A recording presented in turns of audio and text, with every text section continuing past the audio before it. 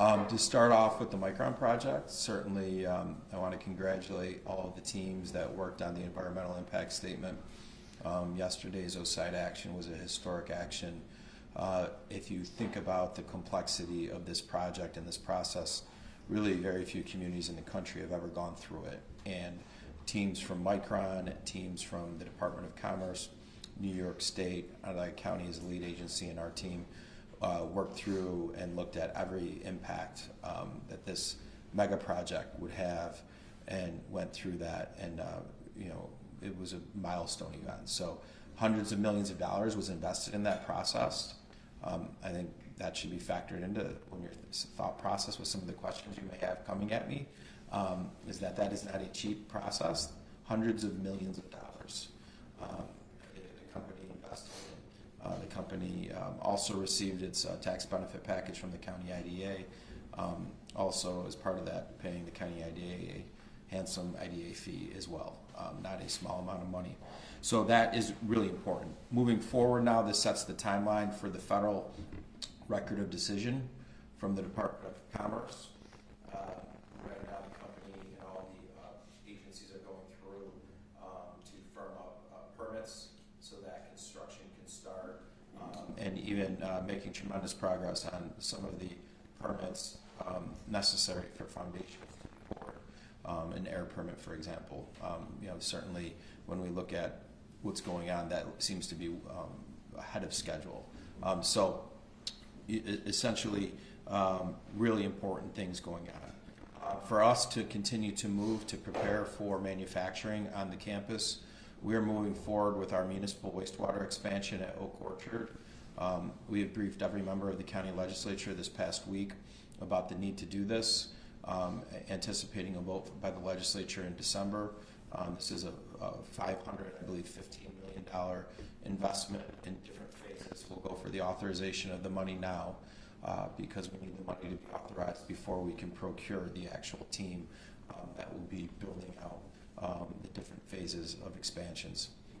This will allow, in the town of Clay and going into the town of Cicero, essentially more development. It will bring municipal wastewater capabilities to the White Pine Business Park, to the supply chain park, to the different businesses in the area that don't have it. There's a really nice brewing company down the street that's been waiting for sewers for a while, right? And it's coming, I promise. But more importantly, when you think about execution for the community and what it will take with supply chain, with housing, this creates capacity. This section of the community does not have a lot of wastewater capacity. Now they will. That really opens up the playbook for the development community to work with the town of Clay and to work with Onondaga County and all the various planning that's gone on for that section of the community. And also a very important user of this wastewater will be Micron, the largest. And so certainly that's really important. We will also move forward with designated a industrial district for the industrial wastewater project that will begin in 2026. That user at this time will be Micron as supply chain partners co-located in this district. They will also be users of this unique infrastructure that gives us a competitive advantage for industry and jobs. Most communities don't have this type of infrastructure, and we will. And certainly, as we're recruiting supply chain companies, of which we are having a tremendous amount of success, many of these supply chain companies need that infrastructure, and so it's really, really important. And so a lot of progress being made there. I do want to address the ongoing situation related to the King estate and Mrs. King. Just to put this in perspective, nobody wants to be in a situation where we're talking about removing an individual who's lived in a house. Throughout this process, we have gone through understanding the historic opportunity for the community to transform and change lives. And that's what we've done. And at one point in this process, as we were expanding the site into a mega site, we went through and ran into a street, Burnett Road.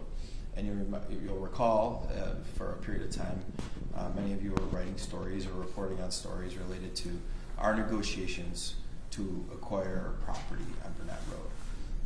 This is a little different, but the same thing. It's not possible for us to have a mega campus and have that house there. That doesn't mean that house can't be there while we start the early part of construction, but you can't have both. So I think that should answer some questions. Some people have suggested we'll just let the house stay and family members stay. That works for a short period of time. It does not work for the entire project. So you can't accomplish having a historic investment and having that one house stay. Those two things can't happen together. But like anything in this process, we go through the proper legal course that we need to do, representing the investment for the taxpayers. But that doesn't mean that we aren't making good faith efforts to rectify the situation with the family. And I am pleased to report that 2 weeks ago we weren't really making progress with this, but now we have entered into serious negotiations with the family. We have put in a comprehensive solution to the family, which they are now considering. We believe this comprehensive solution is the best to address all the issues with Mrs. King and the King family, and is fair to the taxpayer of Onondaga, of which I represent. And we hope that this will conclude this, and there won't be necessary litigation in either direction moving forward. More to come. In the event that certainly the offer is rejected by the King family, I will share with you what the offer is, so that there is no assertion that we are bullying an individual at any point. We are making every best effort to resolve this, understanding that we are asking a sacrifice to move an individual, even though that is county-owned land today. That's what I will say right now, and then certainly we'll take questions. Also happy to report that we've reached a contract with our Oxbow unit of the Sheriff's Department, our road patrol, our police officers. This is really a really big win for us. Our police officers, as we know across the country, we're having challenges recruiting into these ranks, and certainly we think we've come to an agreement that will help recognize the unique sacrifices of these individuals, these men and women, and B, help us retain and recruit. Public safety is literally the number one responsibility of this government, and this helps us tremendously. So it's a big win. I want to congratulate Oxford President Bill June on a successful negotiation with our team. I want to congratulate our team. Also, the sheriff. Congratulate the sheriff and his team, as he should have some happy road patrol deputies right now, which should make life a little bit easier for the sheriff. So happy to say that. And also related to the county legislature, I've spoken to some of you. We've started meetings with new legislators to brief them. I've had conversations with many of them. I spoke to the potential incoming chair. As you all know, some of these things require a vote of the whole legislature, and every once in a while people try to throw a curveball into that, as we've seen in recent history, so we'll see. But I had a nice conversation with the incoming chair at the moment, and I think it was a nice conversation with Nicole Watts, and we had a good conversation. I've met Nicole in the past, and certainly look forward to working with her and all 17 of the legislators.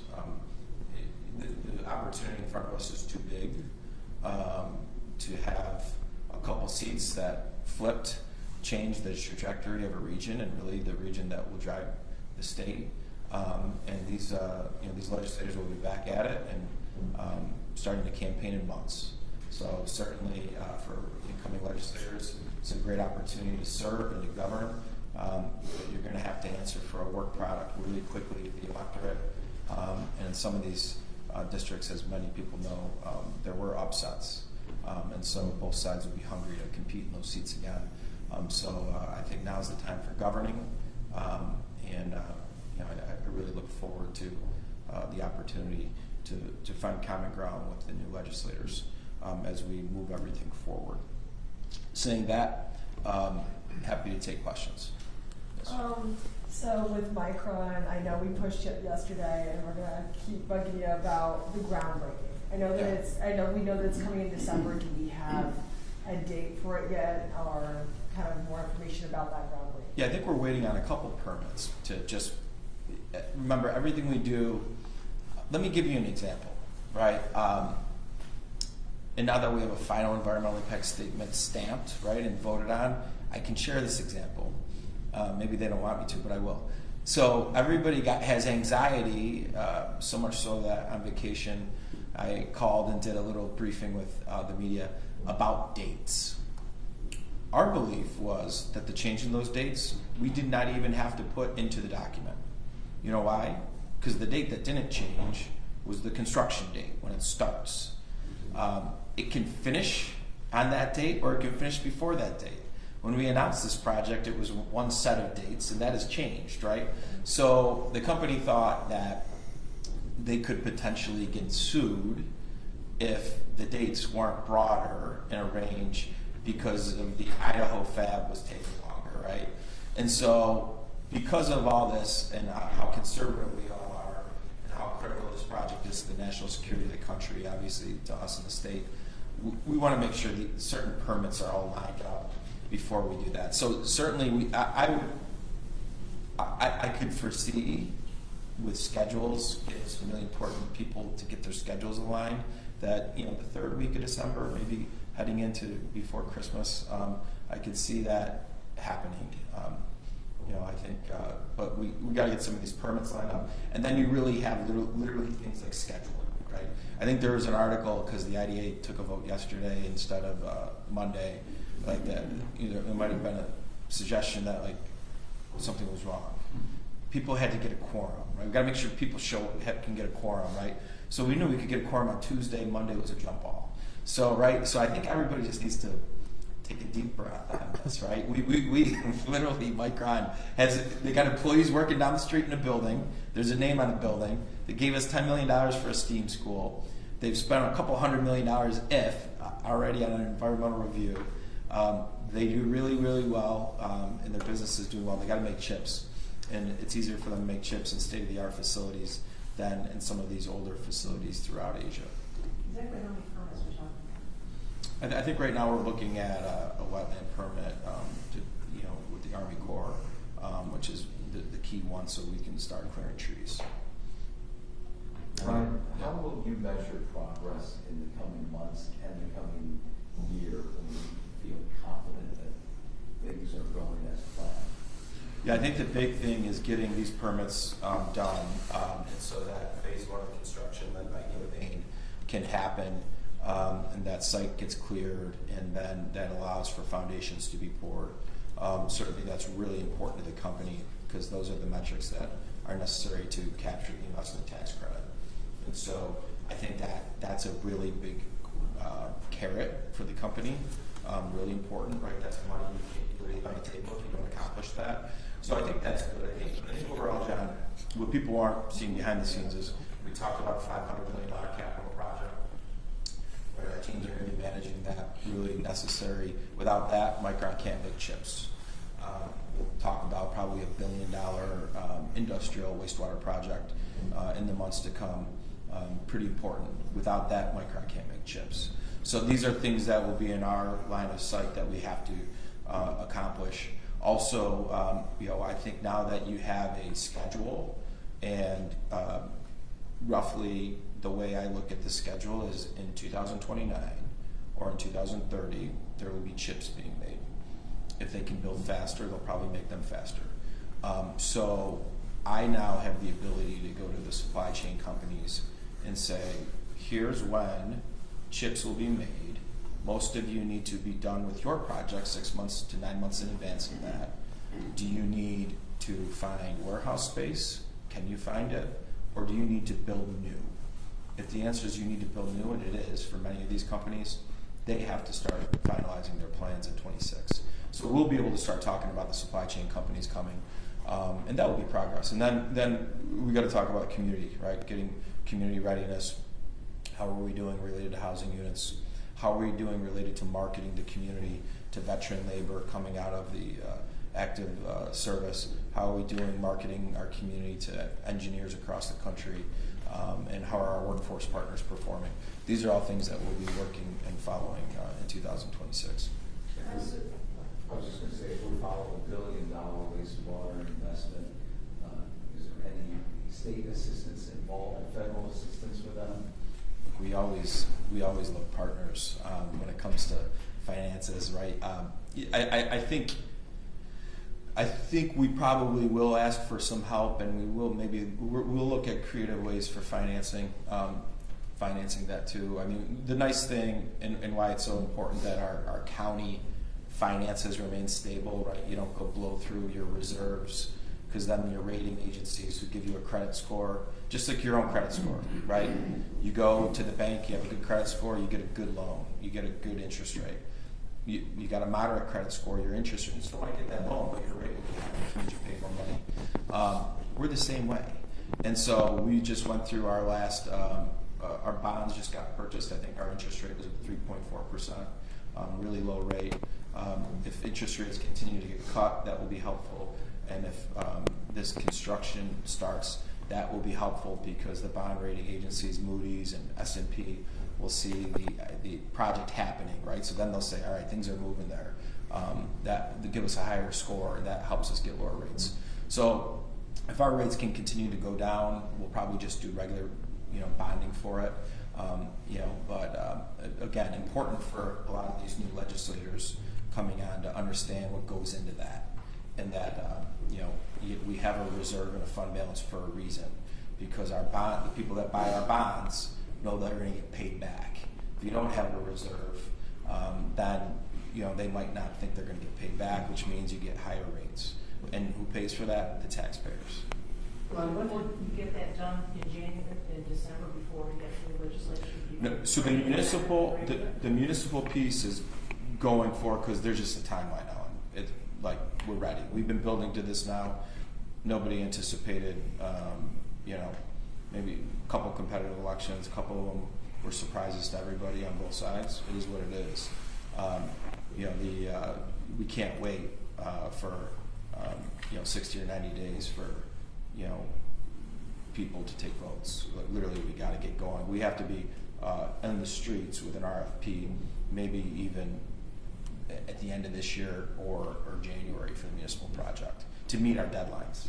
We have to be able to treat this waste for Micron. When you talk about when did Micron let you know, and how did they let you know that their construction timeline had changed? I don't think it's I think the conversations happened after the DEIS, right? And I think that it was more a conversation, Rick, about look, this is how long it's taken us here, right? And if you take that same timeline and plug it in here, there's no way this is going to get done in 28. And I think we knew it wasn't going to be operational in 28. If you're following everything, I think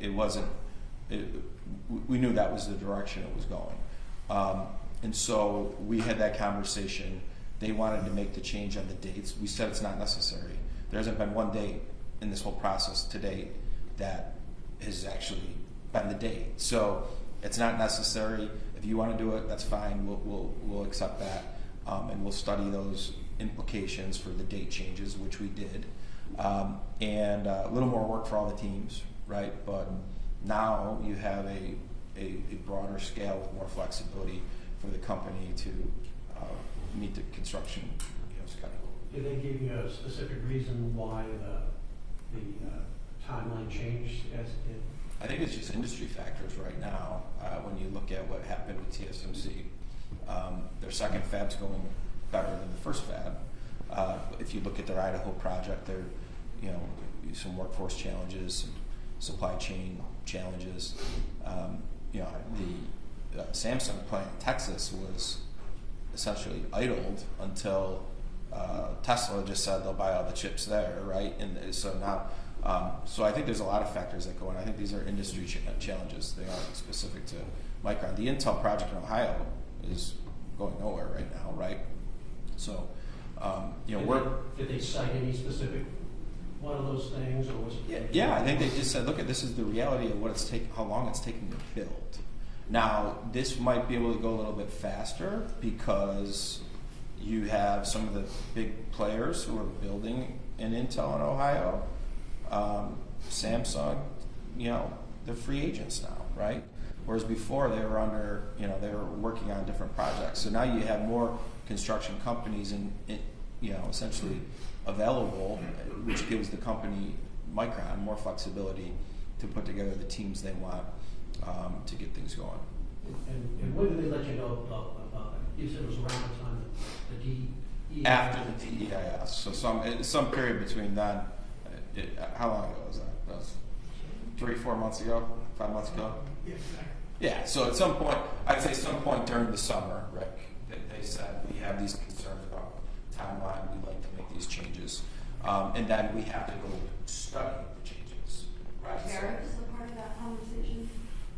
No, they didn't really mention tariffs as far as cost goes. I think in their industry they have some exemptions related to that. I think tariffs are double-edged swords depending on what industry you're in. I know I met with a foreign leader here that I put an extensive amount of time into the recruitment process of companies from that country, and that leader suggested that because of tariffs, you'll now have more success because they're going to need to make the product in the U.S. So I think it goes both sides into it, right? Depending on the industry, depending on the relationships with what country.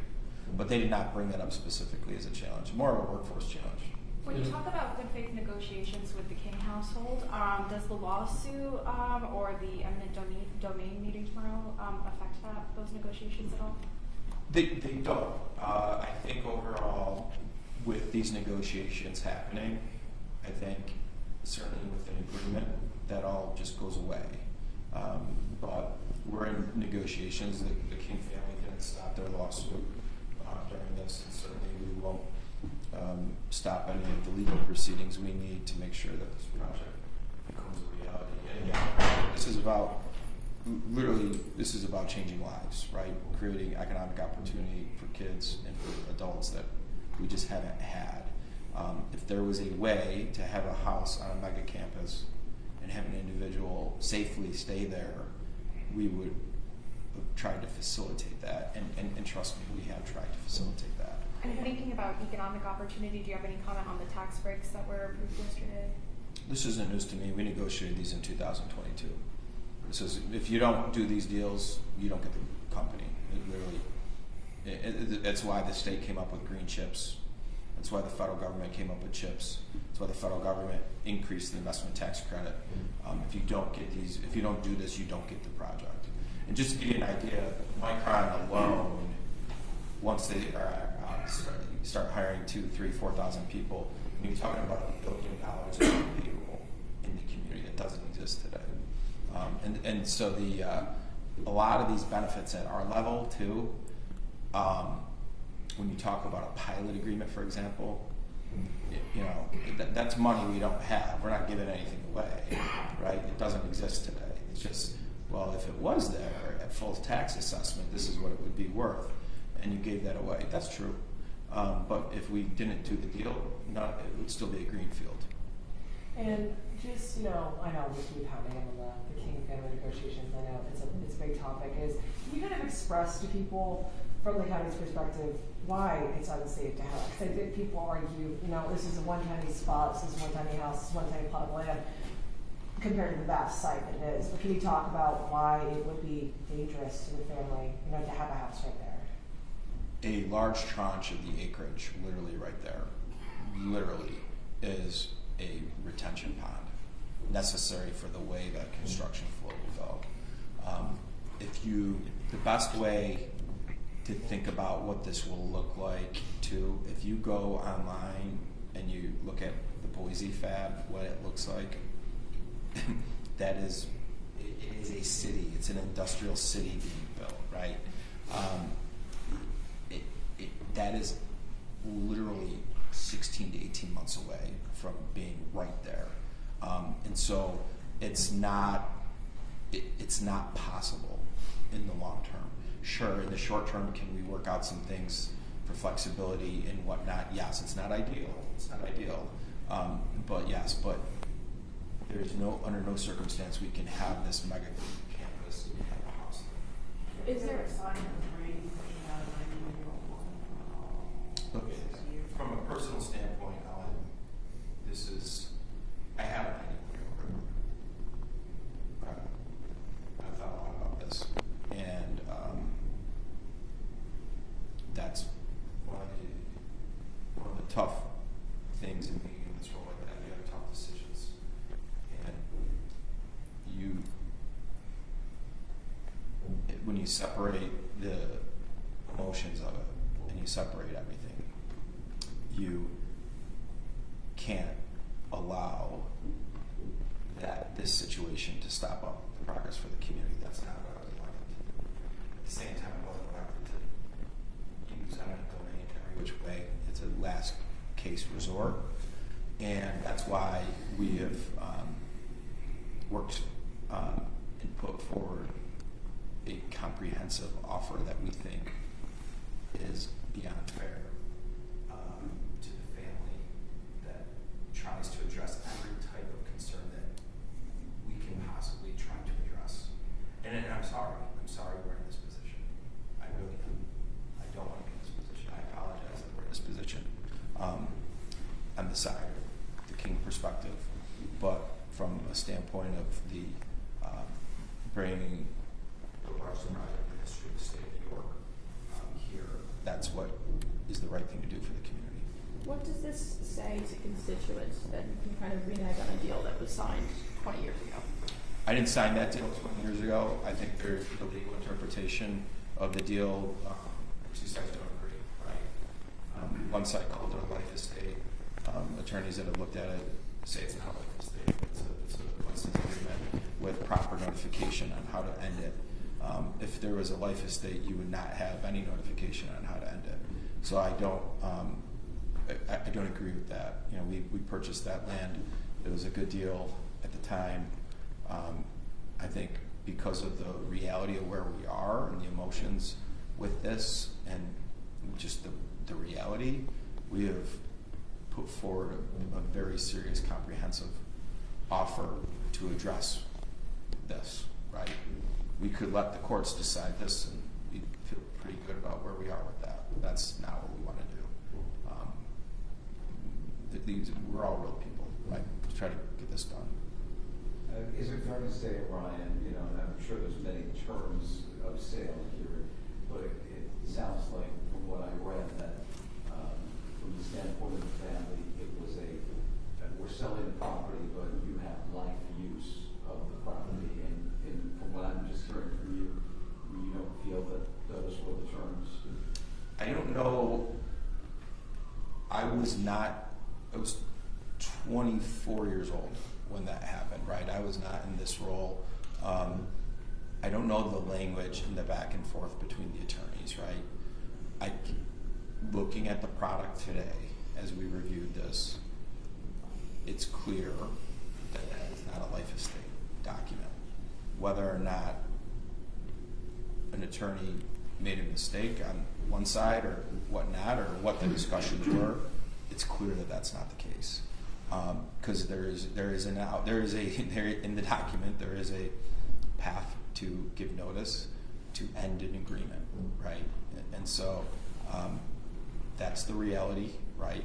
We're trying to mitigate this impact on Mrs. King, and we have put forward a very comprehensive offer which is literally the best we can do to mitigate this for Mrs. King. And again, I apologize, we are in this position. I do not want to be in this position. I can see that. Just to ask, just for more clarification as far as the timeline of that notice, was the first notice in September, or did the county reach out well in advance of that? Because obviously you've been planning Micron for Yeah, I think over years. yeah, I think Jen, the best way to look at this is overall when there's so many moving parts in all this, right? And so you have so many things that need to get accomplished, and then you start a process.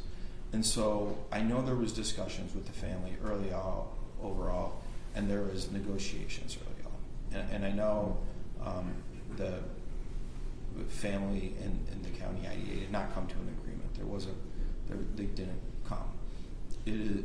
All these things, please remember, when we're negotiating to resolve these things, we're doing it on the behalf of a community. And it's not my money, it's not your money, it's the community's money in most cases. And so when we're doing this, we have to negotiate, right? We can't just get to an end goal because it makes us feel better emotionally. And so it got to the point where it got very serious, and I started to get more deeply involved in the strategy and the negotiations to move this to a conclusion that we can all feel better about. And that's kind of where we are today. I think, 2 years ago, could you have ended this if you put an excessive package together? Maybe. I don't know, right? I don't know.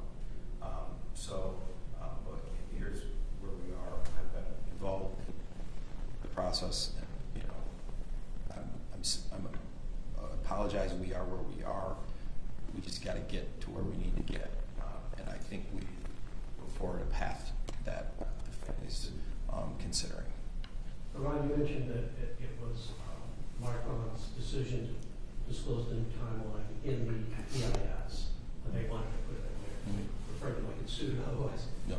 Was there any thought to disclosing it any other way? Just a news release or statement? Part of the issue there, Rick, is we kind of had to be done with the studies, right? And so I think there was no effort really to hide the schedule, right? To me, I didn't think it was necessary. It starts in the same time. If it takes 2 years, that's fantastic. If it takes 3 years, okay. If it takes 4 years, I mean, I'd like it to take 2, but if it takes 4, it is what it is, right? But you have to, with these new dates, you have to restudy everything. And so until you've done those studies and those reviews, you can't talk about dates, because if there's a fatal impact to it based off of the new studies, then clearly we're going to go back and say, this doesn't work. It's our document. It doesn't work. So literally, those studies were being worked on and reviewed back and forth, literally until you saw them. The supply chain issue that you talked about, you're going to be able to make announcements by the end of the year. I mean, once ground breaks, do you expect like a flurry of, this guy's coming and they're going to come? I mean, is that what's going to happen? Are they waiting for ground to break before? Got it. So we we have commitments from 2 companies right now, really commitments, and we're working through how best to communicate that. Again, these are foreign companies that are making investments in the United States of America. You have different processes that they want to see accomplished too. So we have commitments. We're going to announce them as soon as everybody gives the green light to work it out. All of our partners in that. Ryan, since there was so much time spent on the draft environmental impact statement, we have EIS in place. Can you give us any idea of what Micron was asked to do in terms of reducing pollution, emissions, incorporating renewable energy, or other sustainable resources? Well, they've asked to do a lot. I mean, they some of these other states, they just go and pull a permit and they start building, right? And so if you look at everything that they're doing related to the creation of wetlands, buying up land and preserving that kind of forever wild, which has upset some of our governmental partners because it's in a certain area which falls in other counties in some cases, and they're like, you're preserving all this land that could have been redeveloped, and so I think they are doing a lot to get green chips, to get those incentives. They have to do a lot, right, related to reclaimed water and different things. And so it's no company has gone through this process and to this level and made the types of environmental commitments that Micron has. I mean, that's in their corporate DNA to begin with, but they've been, really pushed to a unique level here. Maybe one more question, because we have an important housing announcement we'll be at noon.